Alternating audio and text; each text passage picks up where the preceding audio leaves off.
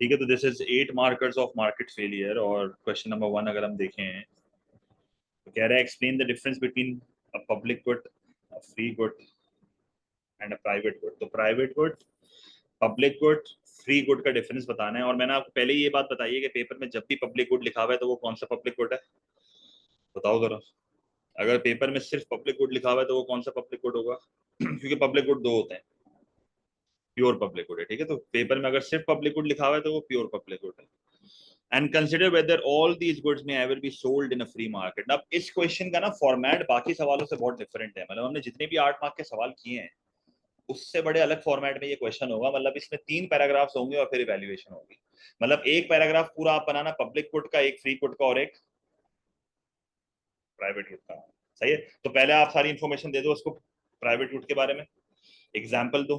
जैसे private good में merit आता है, डीमेरिट आता है एंड अदर प्राइवेट गुड्स आते हैं। इन सब चीजों में एक चीज कॉमन है कि ये सारे राइवल होते हैं और एक्सक्लूडेबल होते हैं। अब मैं ये नहीं बता रहा कि राइवल एक्सक्लूडेबल क्या होता है।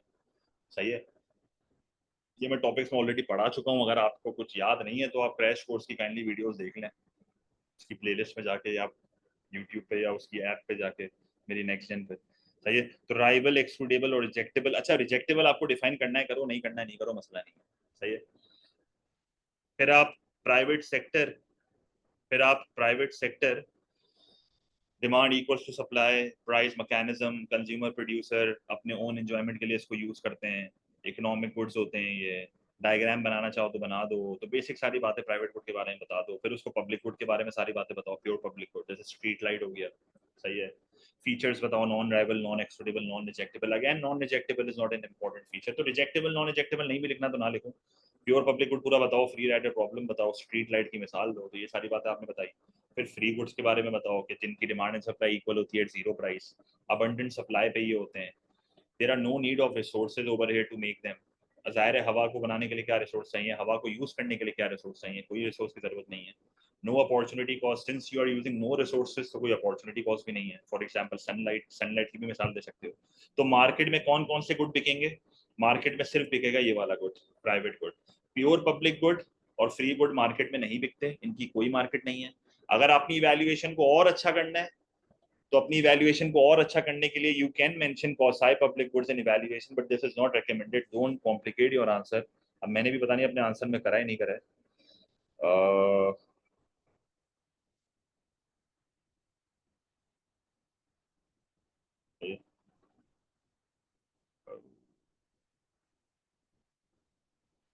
मैंने आंसर में नहीं करा हुआ है मेरे ख्याल में, मैंने नहीं करा हुआ है कॉसाई पब्लिक गुड मेंशन। तो देखो ये इवैल्यूएशन मैंने रखी हुई है, तो बड़ा सिंपल आंसर है, इसको रीड कर लेना।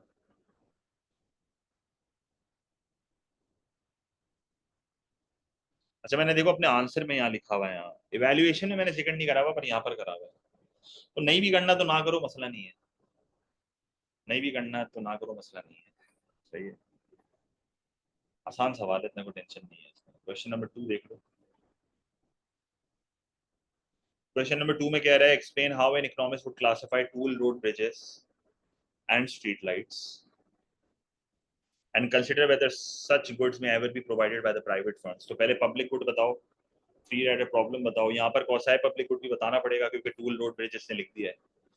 Define private good and features. तो स्ट्रीट लाइट तो प्योर पब्लिक गुड है क्योंकि नॉन राइवल और नॉन एक्सपोर्टेबल है। अब ये क्यों नॉन राइवल है, क्यों नॉन एक्सपोर्टेबल है, ये आपको बताना है कि अगर मैं लाइट के नीचे से गुजरूंगा तो दूसरे की रोशनी कम नहीं होगी। अगर मैं स्ट्रीट लाइट के लिए थ्रू टैक्स पे कर दूंगा तो मैं आपको एक्सक्लूड नहीं कर सकता। टूल रोड ब्रिजेस में टूल लगा हुआ है तो क्लियरली इट इज एक्सक्लूडेबल। जाहिर है एक्सक्लूडेबल है, अगर आप टूल दे दोगे तो आप दूसरे को एक्सक्लूड कर दोगे। पर राइवलरी डिपेंड करती है ट्रैफिक के ऊपर। अगर राइवल है तो इसका मतलब ट्रैफिक है, नॉन राइवल है तो ट्रैफिक नहीं है। तो ओवरऑल आप उसको बोलोगे ये जो टूल रोड ब्रिजेस हैं ये तो एक supplier करेगा provide because it is possible to make a profit. So a private firm will provide toll road bridges but they won't provide street lights. ठीक है, तो ये आपकी अगर मैं वैल्यूएशन आपको रीड कराऊं, ये वैल्यूएशन है, street lights are unlikely to be provided by the private firms because they are pure public goods। और आगे फिर मैंने ये लिख दिया कि टूल रोड ब्रिजेस है कौसाई पब्लिक गुड क्योंकि एक फीचर पब्लिक है और एक फीचर प्राइवेट का है। तो कौसाई पब्लिक गुड ये है। तो इवैल्यूएशन में फिर आपने ये बात समझा देनी है। तो क्वेश्चन नंबर 2 जो है वो आपका पूरा हो गया। मसला है सवाल में।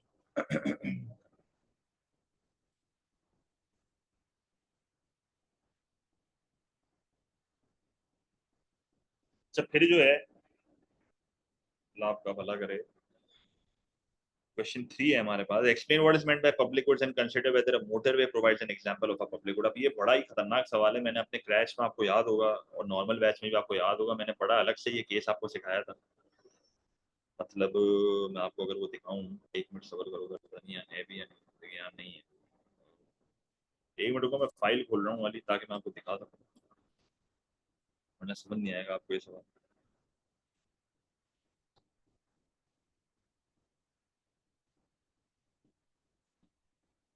ये अगर आपको याद है तो ये मैंने पूरा पेज बनाया था हाईवे के ऊपर।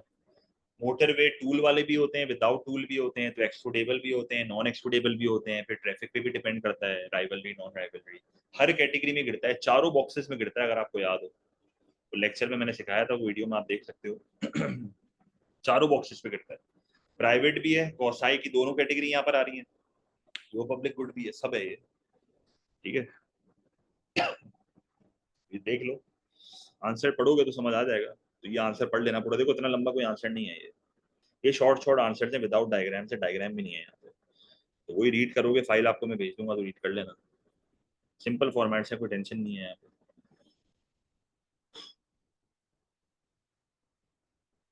Question number 4, most government provides both education and defense services.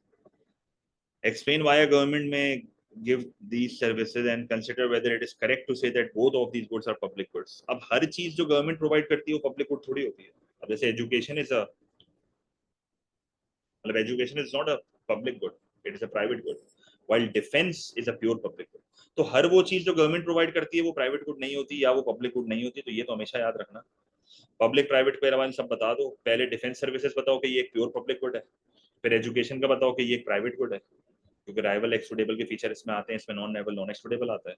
और एंड में बोलोगे हर वो चीज जो गवर्नमेंट प्रोवाइड कर रही है वो थोड़ी होती है पब्लिक गुड, भाई ये तो बड़ी अजीब सी बात है। जैसे defence services are non rival, अगर बॉर्डर हो रहा है, बॉर्डर पे अगर हमारी आर्मी खड़ी हुई है तो वो सबको बचा रही है ना, everyone with in the border will benefit.